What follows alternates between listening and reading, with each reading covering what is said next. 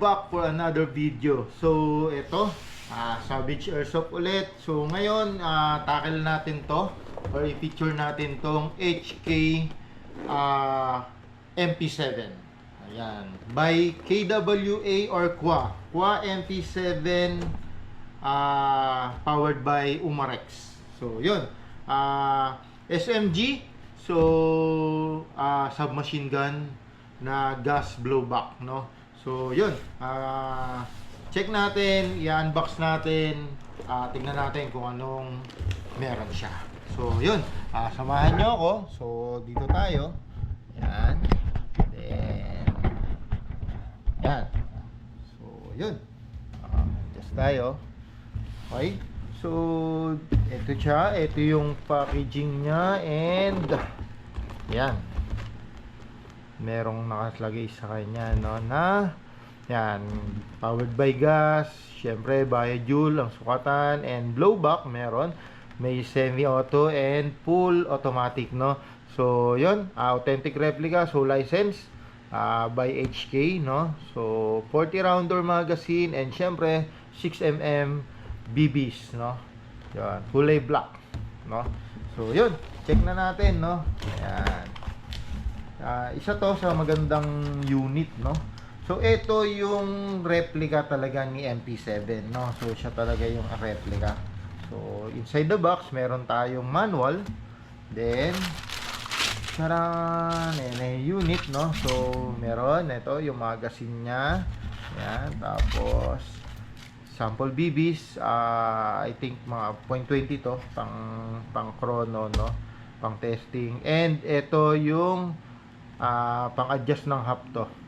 So, pang-adjust ng hub, no. So, ito yung mismo yung unit. So, to polymer. Polymer yung body, no. May metal, polymer and metal.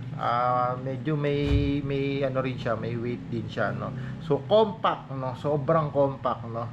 So, nakikita nyo, ambidextrous siya. So, pwede siyang pang left-handed and right-handed, no. Yan. So, ito yung kanyang switch. So, safe, semi, and full automatic, no. Ayan. Ito yung kanyang bolt release. Ito yung kanyang mag release, no. Ayan, bababa mo siya, no. Tapos, yun. Same lang dun sa kabila, no. Tapos, meron siyang sight. Meron siyang parang pistol sight, no. Kasi pagka ganito, para siyang pistol. Ayan, no. Mukha siyang pistol, di ba? Ayan. Diba? Pupunta muna natin ulit sa safe. Ayan. And, ito yung napansin ko, no. May sight, tapos at the same time, siya rin yung flip up sight. So, siya rin yung flip up sight. Ayan. Naka-Picatinny rail, and meron na rin siyang rail para dito sa mga attachments, no. Yan, papakita natin mamaya yan, ipipicture natin yan. And may nakita ako, may mga butas siya. So, I think this is for sling, no, bungee sling, no. Tapos, ito, yung forward grip. Yung forward grip, para ma-access mo, ito is pull back. And, yan. Diba? Ngayon, stable naman siya, hindi siya natutupi. Yan.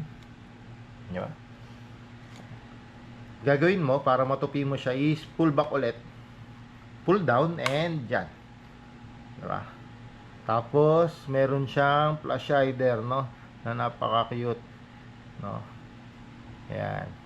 Itong flash hider na to is pang GBB talaga. So hindi siya counterclockwise, no. So ito yung clockwise pag sinasara, no. So, baliktad yung thread niyan. Tapos, ito, kung mapapansin nyo, itong pindutan na to, or itong button na to, yan, para ma-retract mo yung bat. So, single retract lang siya. Yan. So, meron siyang maikli, and ito yung full size niya, no. So, yan. Yan siya. Yan yung full size niya. Diba? Tapos, pag babalik mo, retract mo lang din. Ayan, pindutin mo lang siya. Then, Yan, maririnig mo yung, ayun, clicking sound. Tapos, ito yung kanyang bolt o yung kanyang kasahan, no? Yan. Punta natin ng semi para pumutok o mag-trigger down, no? Ayan. So, yun. Tapos, yan. Ito yung kanyang magazine. So, i-actual FPS check natin, no? Tignan natin kung ano yung FPS niya out of the box, no? So, ang gagawin natin is syempre, ito guys, hindi kagaya nung sa pistol na nakasanayan natin na nilalagyan natin sa mga opening dito sa baba. Ito is kung saan siya lumalabas, dun mo rin siya lalagyan, no? So, lalagyan natin siya ng 0.2 o 0.2 BBs para makrono natin siya, no? So, yan. Lagay ka lang dyan. Pe-press mo lang siya dyan. Yan. No? Siyempre, kailangan ugaliin pa rin natin yung perfect alternate, no? Medyo dadagdagan natin yung BBs kasi testing tayo ng full automatic, no? Ayan.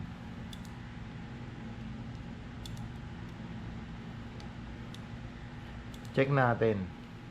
Ayan.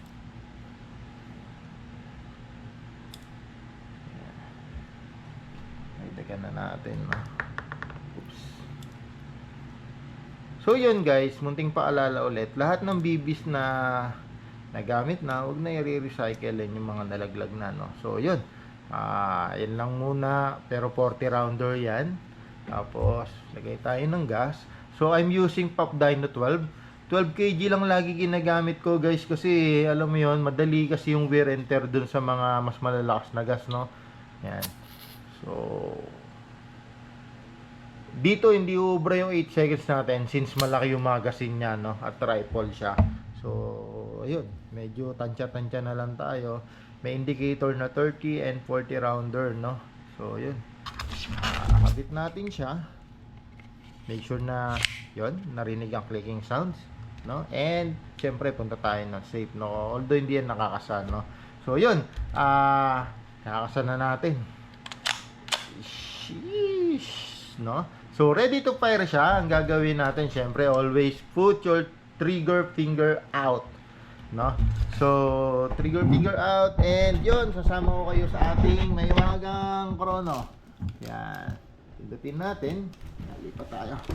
Sorry one-man team tayo eh. So, yun. Naka-ano yan sa 0.2 na BBs. So, ito na, i-unsafe na natin. Babaan natin sa semi or semi, no? So, trigger finger out pa rin dahil hindi pa tayo ready mag-shoot. So, Kwa MP7 by Umarex firing. Sheesh. So, yan ang FPS niya out of the box. Check. Sumipa pa. Guys, Pop Dyno 12 o 12 kg lang yung gamit natin na gas dyan, no? So, yan, no? Yan yung actual FPS, no? So, consistent, ha? Grabe, ha? So, try natin mag full automatic. Check. Woo! Consistent talaga. Grabe. One more. Sheesh! Bumalik yung BBs nakita ko. So, yan. Boom. Consistent. Grabe siya. So, syempre, yon nag-open bolt na o nag-open open bolt. So, yun, sorry, nalilito na ako, no? So, yun, babalik ko muna kayo dito. Hindi ko kasi alam kung ibabalik ko muna ba kayo o tutuloy ko sasabihin ko. So, balik ko muna kayo dito. Yan. So, yan. Balik tayo dyan. So, nag-open bolt siya. Yan, o. Nag-open yung bolt. Yan, pataw sa inyo. Yan, nag-open bolt siya. So, yan, since ambidextrous siya, pakikita ko sa inyo yung other side, no? So, eto, yan, left hand operation. Remove the magazine.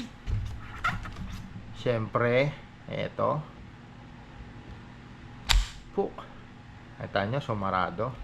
Then, syempre, tutok mo lagi yan para safe. Then, syempre, punta ka ng safe para safe, no? So, yun, guys, this is Qua or KWA MP7 powered by Umarex, no? So, license tong unit na to. Yan, kung makikita nyo, yan, no? May detalye talaga, no? So, yan. Kompleto siya ng ng detalye. May naka-engrave din dito. Ayan, hindi lang natin mabasa yan, pero may naka-engrave diyan. Tapos, yun. Napaka-suabe na itong unit, no. Nakita nyo, sobrang compact, pero 450 FPS consistent, no. So, pwede mo siyang ilaro sa mga field. Pwede. Pwede mo siyang ilaro sa game site, no. So, invest ka lang talaga rito ng extra magazine, no, kasi 40 rounder lang yung magazine na kasama niya, no. So yun pala guys, yan, babalik tayo at magbibideo tayo ulit kasi si Qua or KWA MP7 is may upgrade kit. Meron siyang power up suppressor by Ingrigan, no. So yun, ikakabit natin siya sa susunod na video natin. I-set up natin kung ano, kasi kung makikita nyo, napaka-simple lang niya, no. Pero meron tong rugged look. Ipakikita ko sa inyo yun. So sa ngayon, yan lang yung may papakita natin, yung actual na FPS check and actual unit, no, ni KWA o Qua MP7 powered by Umarex. So yun, maraming salamat guys. Lagi kayong mag-follow o subscribe sa aming mga videos, no. Marami pa tayong pagsasamahan. Maraming salamat. Nasa 3,000 subscribers tayo. Hopefully mag 10k. Yan yun. Maraming salamat po. Pakita ko sa inyo sa next video natin yung setup naman nito, no. Maraming salamat po.